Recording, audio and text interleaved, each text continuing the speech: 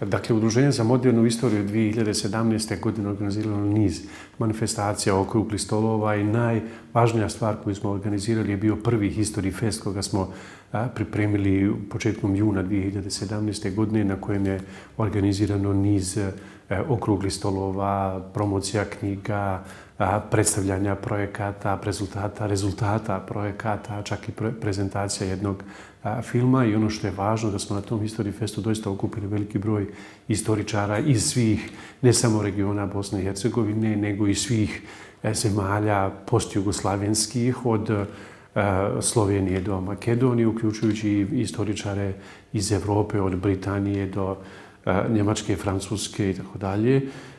I druga stvar na kojoj smo radili je zapravo bila izdavačka djelatnost. Mi radimo kao jedno stručno udruženje koje okuplja istoričare koji imaju već svoje druge poslove na institutima i fakultetima, ali smo uspjeli napraviti 5 knjiga i objaviti u 2017. godini. 2 posljednje knjige koje smo objavili su posve, ja mislim, neobične. Jedna je knjiga koja govori o ekohistoriji, knjiga pod naslovom Poplava, zemljotres, smog.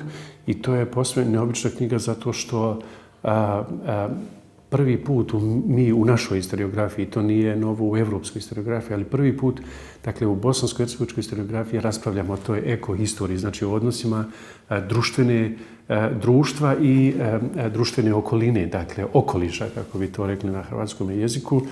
I mi smo to pratili ovdje kroz 3 fenomena, dakle kroz fenomen poplava, zemljotresa i smoga. Tu smo se fokusirali na Sarajevo.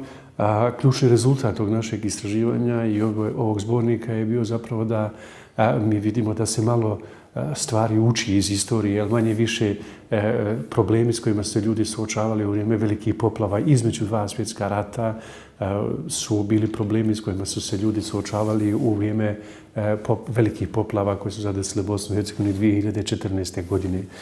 Druga knjiga koju smo objavili pred kraj ove 2017. godine prilozi historiji Bosne i Hercegovine u socijalističkoj Jugoslaviji, i to je također jedna sasvim nova knjiga koja na jedan, rekao bih, posve nepristrasan način pokušava pokazati taj bosanski hod u vrijeme socijalizma. Ključna ideja koja proizilazi iz knjige je da i nezavisnost koja se desila, dakle, 1992. godine nije bila rezultat nekog kratkotrajnog procesa ili događanja od 90. samo do 1992.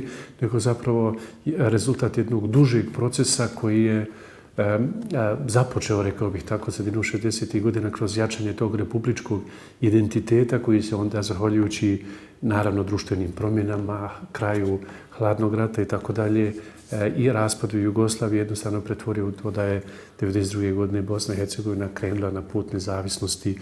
Knjiga, dakle, ne govori, cilj knjige nije da afirmiramo taj socijalizam, ona, dakle, nema nikakve ideologije, nego da na jedan nepristrasan način progovorimo i o pozitivnim i o negativnim stranama historije Bosne i Hercegovine u vrijeme socijalizma, od prvog ustava 1946. do deklaracije o nezavisnosti 1992. godine.